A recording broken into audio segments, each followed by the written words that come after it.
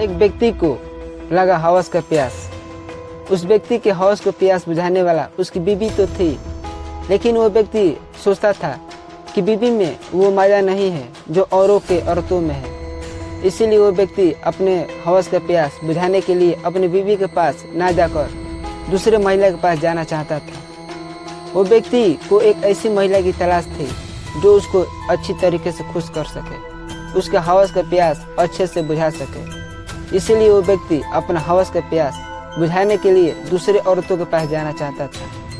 वो व्यक्ति अपना हवस का प्यास बुझाने के लिए दूसरे औरतों के पास जाने से पहले एक बात सोचता है कि मैं अपना हवस का प्यास बुझाने के लिए दूसरे औरतों के पास जाने से क्या फ़ायदा, जबकि अपना हवस का प्यास बुझाने वाला अपने ही घर में है। तो उस व्यक्ति की नज़र अपने ही एक बेटी पर पड़ती है जिसका उम्र सिर्फ 13 साल होता है। वो व्यक्ति सोचता है कि मेरा हवस का प्यास अच्छे तरीके से एक ही बुझा सकती है, वो है मेरी बेटी। वो व्यक्ति अपना हवस का प्यास बुझाने के लिए अपने ही बेटी के साथ दुष्कर्म करता है। वो व्यक्ति अपना हवस का प्यास बुझाने के लिए अपने ही लड़की के साथ घिनौना हरकत करता है ताकि उसका हवस का प्यास बुझ सके। ये घटना जानकर आप भी हैरान हो जाएंगे। आप भी ये सोचने पर मजबूर हो जाएंगे कि क्या एक पिता अपने ही बेटी के साथ ऐसा घिनौना हरकत कर सकता है। क्या एक पिता अपना हवस का प्यास बुझाने के लिए अपने ही बेटी के साथ दुष्कर्म कर सकता है। तो आइए इस घटना को पूरी जानते हैं और इस वीडियो को शुरू से शुरू करते हैं।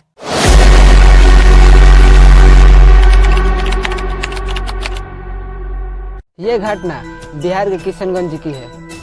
किशनगंज में एक गांव है जिस गांव का नाम है पांचगंछी गांव, और इसी गांव के अंदर एक पिता अपने ही बेटी के साथ दुष्कर्म करने की घटना को अंजाम देता है। हुआ क्या कि एक पिता अपने बेटी को घर के कुछ सामान दिलवाने के बहाने घर से बाहर ले जाता है, और अपने लड़की को घर के बाहर ले जाने के बाद सबसे पहले वो पिता अपनी बेटी को गांव अच्छी तरीके से घुमाता है।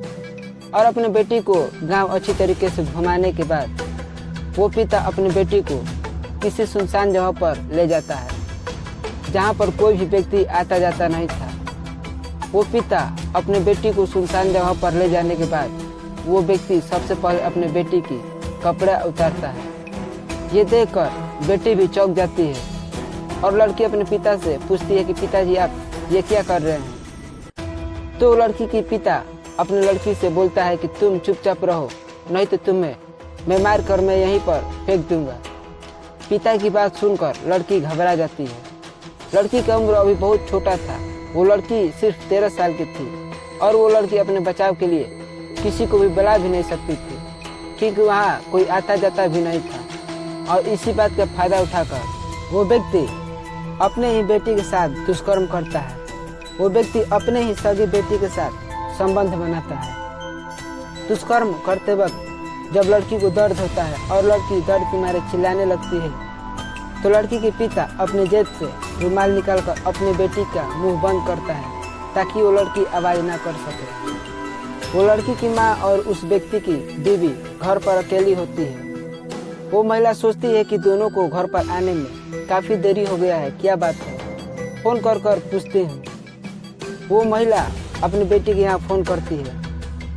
वो महिला अपनी बेटी के यहाँ जैसे ही फ़ोन करती है तो लड़की अपनी माँ का फ़ोन देकर अपनी माँ का फ़ोन जल्दी से उठाती है और फ़ोन पर ही रोने लगती है, चीखने लगती है, चिल्लाने लगती है। लड़की की माँ फ़ोन पर लड़की के रोने की आवाज़ सुनकर बहुत घबरा जाती है। लड़की की माँ अपनी बेटी से पूछने लगती है कि तू क्यों रो रही है, तू ठीक तो है ना, तेरे साथ क्या हुआ, तू क्यों रो रही है, तुम कहाँ पर हो। और ये सब सारी बातें सुनकर लड़की के पिता लड़की के हाथों से फ़ोन छीन लेता है और फ़ोन तुरंत काट देता है। जिसके बाद लड़की की माँ अपने पति के यहाँ फ़ोन करती है और अपने पति से पूछती है कि मेरी बेटी क्यों रो रही है, वो ठीक तो है ना, मेरी बेटी क्यों रो रही है, आप लोग कहाँ पर हो। और वो व्यक्ति अपनी पत्नी के बात सुनकर अपनी पत्नी से कहता है कि तुम तो झूठे घबरा रही हो, मैं तो अपनी लड़की को गांव घुमा रहा था और गांव घुमाते वक्त थोड़ी सी पाँव में मोच आ गया है, हमारी बेटी घर जाएगी तो थोड़ी मालिश कर देना, वो ठीक हो जाएगी। तुम झूठे घबरा रही हो, लेकिन बात तो कुछ और ही था। वो व्यक्ति अपनी बेटी के साथ दुष्कर्म करने के बाद मौके पर ही फरार हो जाता है और वो लड़की जैसे तैसे कर अपना घर जाती है। वो लड़की अपने घर जाकर अपनी माँ से अपने पिता की सारी करतूत बताती है। वो लड़की अपनी माँ से अपने पिता के बारे में सारी बात बताती है जो लड़की के पिता उसके साथ किए थे।